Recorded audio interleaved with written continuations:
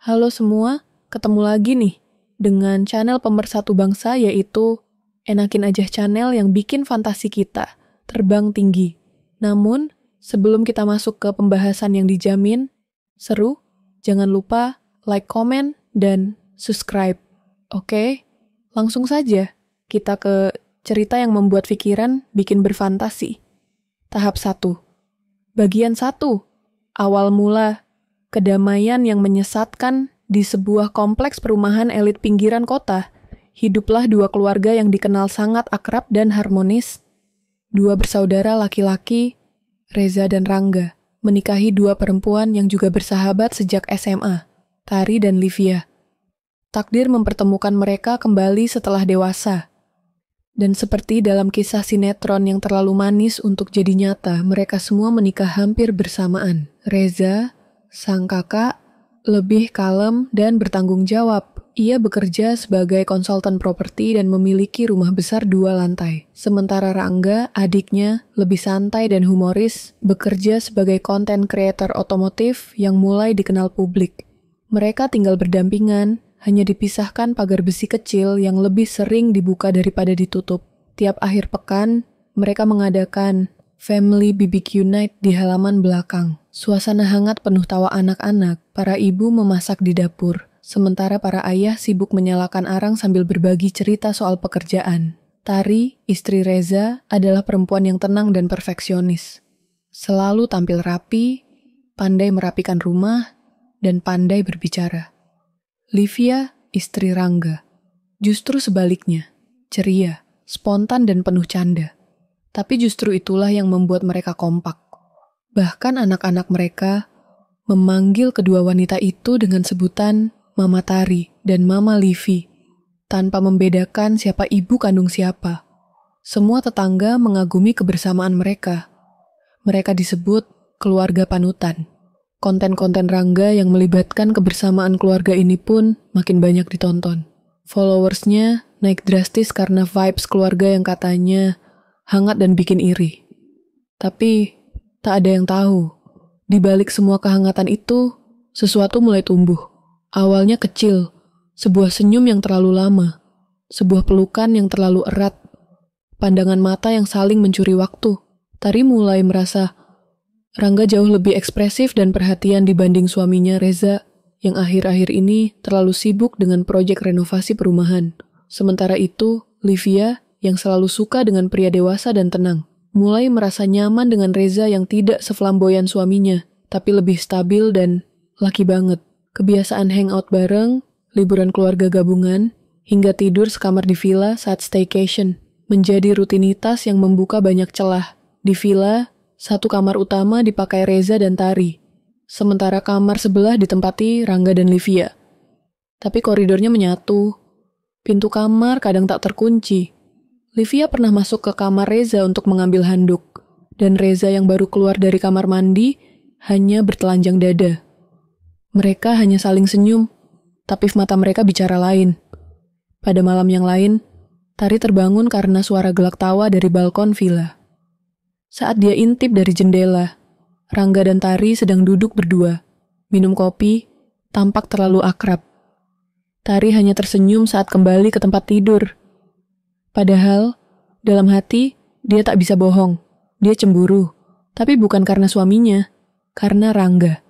Tak satu pun dari mereka sadar, atau mungkin berpura-pura tak sadar, bahwa mereka sedang berada di ambang jurang. Jurang yang terlalu dalam untuk diselamatkan, jurang bernama rasa.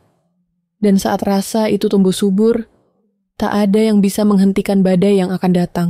Tahap 2, bagian 2, rasa yang dilarang, hubungan yang menyimpang. Setelah liburan villa itu, semuanya berubah. Tidak langsung terlihat, tidak juga frontal, tapi perlahan, seperti bisikan yang merayap masuk ke celah hati. Tanpa permisi, tanpa aba-aba, Tari mulai mencari-cari alasan untuk bertemu Rangga. Mengirim pesan menanyakan resep masakan, mengirim foto anaknya sedang bermain dengan anak Rangga. Bahkan, pura-pura salah kirim emoji manja ke chat pribadi. Rangga hanya tertawa membalas, tapi dia tidak menghentikannya. Sebaliknya, ia mulai membalas dengan panggilan-panggilan kecil. Mama T cantik, Mama kece, atau ipar idaman. Di lain sisi, Livia mulai sering mampir ke rumah Reza saat Tari sedang pergi arisan. Katanya, hanya ingin mengantar makanan. Tapi entah kenapa, ia betah duduk berlama-lama di ruang tamu. Ngobrol soal bisnis, soal anak, bahkan soal Tari sendiri. Ia memuji Reza yang sabar dan bertanggung jawab. Reza, yang haus pujian dan sedang lelah karena tekanan kerja, menyambut semua itu seperti oasis. Satu malam, Rangga mengirim voice note pada Tari. Nadanya santai, hanya guyonan soal film yang sama-sama mereka suka. Tapi di akhir, ia berkata dengan lirih, kamu tuh lucu ya mbak, kadang suka kepikiran gitu aja. Tari mendengarkannya berulang kali. Dan tanpa sadar, senyum itu muncul. Senyum yang seharusnya disimpan hanya untuk suaminya. Sementara itu, Reza sedang di ruang kerja, menatap chat dari Livia yang hanya berisi satu foto. Swafoto Livia dengan wajah lelah dan tulisan. Kadang pengen cerita, tapi takut disalahpahami. Reza membalas, kalau kamu butuh teman cerita, aku ada. Tapi ya, jangan terlalu malam, nanti Tari curiga. Tapi malam-malam berikutnya, mereka tetap bertukar pesan, lewat jam 12 malam.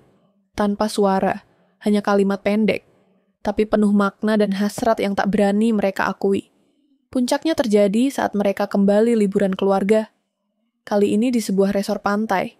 Mereka memesan 2 villa bersebelahan, tapi hanya satu yang digunakan karena katanya lebih besar dan lebih dekat ke pantai. Malam hari, Tari pura-pura tertidur lebih awal.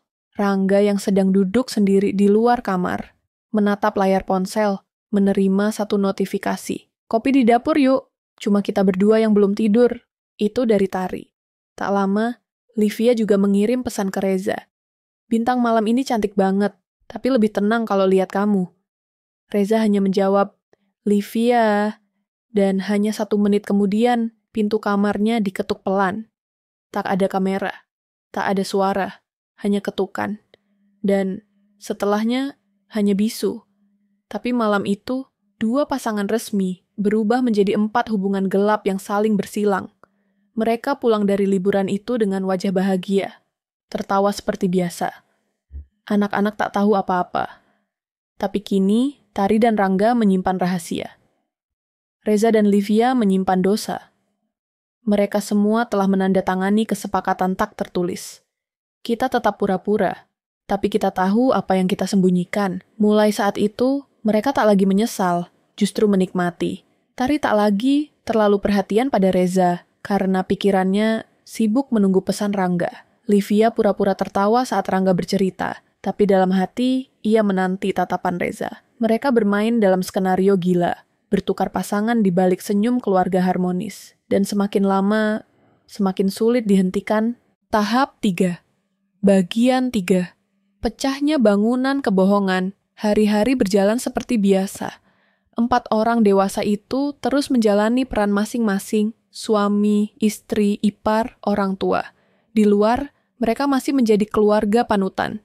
Konten-konten kebersamaan Rangga di media sosial masih dibanjiri pujian netizen. Idaman banget ya punya keluarga kayak gini. Bener-bener goals, adem banget lihatnya.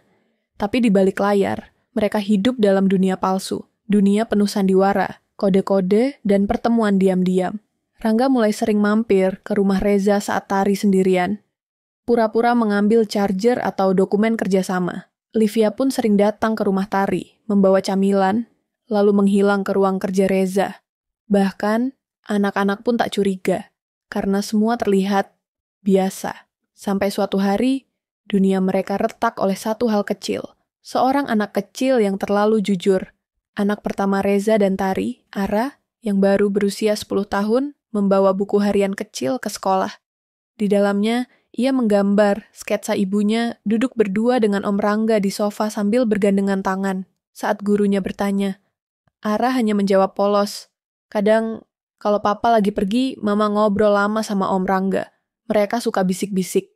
Gurunya merasa aneh. Tapi baru benar-benar kaget saat membuka lembar lain. Di situ, ada gambar Tante Livia mencium pipi Papa Reza, lengkap dengan tulisan. Papa bilang, jangan cerita-cerita sama mama. Guru itu segera menghubungi pihak sekolah, dan kemudian memanggil orang tua. Tapi sebelum mereka datang, guru tersebut yang ternyata punya kenalan di media lokal mengabadikan gambar-gambar itu. Lalu membagikannya ke temannya yang punya akun gosip viral di TikTok. Dalam hitungan jam, dunia mereka runtuh. Potongan gambar anak-anak disensor dan disamarkan, disertai narasi dramatis tentang keluarga influencer yang tukar pasangan diam-diam, menyebar seperti api. Komentar mengalir deras. Followers Rangga naik drastis, tapi bukan karena pujian, karena hujatan. Panutan apaan ini? Mual liatnya. Pantes terlalu harmonis, ternyata isinya dosa semua. Anak-anak nggak salah, tapi dihancurkan orang tuanya sendiri. Reza, yang selama ini berpikir semuanya terkendali, panik. Ia menuduh Tari sebagai sumber bocornya cerita. Tari balas menuduh Livia yang ceroboh. Rangga, yang paling bingung, mencoba menenangkan mereka. Tapi justru dituduh sebagai dalang utama karena terlalu sering merekam momen keluarga. Pertengkaran pertama pecah di ruang tamu rumah Reza. Suara teriakan terdengar sampai ke tetangga. Anak-anak menangis. Ponsel berbunyi tak henti-henti. Dan di tengah kekacauan itu, Livia hanya terduduk di lantai, memeluk anaknya sambil berkata, "Kita udah kelewat batas, ini nggak bisa dibenerin lagi." Malam itu juga, Tari membawa anak-anaknya ke rumah orang tuanya. Livia pun memilih menginap di hotel bersama anaknya. Reza dan Rangga saling diam, duduk di beranda, rumah yang dulu tempat mereka BBQ bersama. Esoknya, 2 surat gugatan cerai diajukan hampir bersamaan. Media menyoroti kasus ini sebagai drama keluarga paling absurd tahun ini. Banyak yang menyebutnya fiksi, tapi tetangga mereka tahu ini nyata. Mereka menyaksikannya setiap hari, tanpa tahu apa yang terjadi di balik pagar rumah itu. Kini, rumah mewah itu kosong. Akun media sosial Rangga dihapus. Reza mengundurkan diri dari proyek besar. Livia membuka usaha kecil jauh dari kota. Dan Tari menulis buku dengan judul yang membuat semua orang bertanya-tanya. Aku, suamiku, adik iparku, dan istrinya. Tapi tidak ada yang tahu akhir sebenarnya dari mereka. Karena cerita seperti ini selalu punya sisa luka yang tidak pernah selesai. Selesai. Demikian cerita tentang kisah pemersatu bangsa. Jika kalian menyukai video ini, jangan lupa like dan subscribe. Dan jika kalian mempunyai pengalaman tentang kisah pemersatu bangsa lainnya, jangan lupa komen ya. Terima kasih.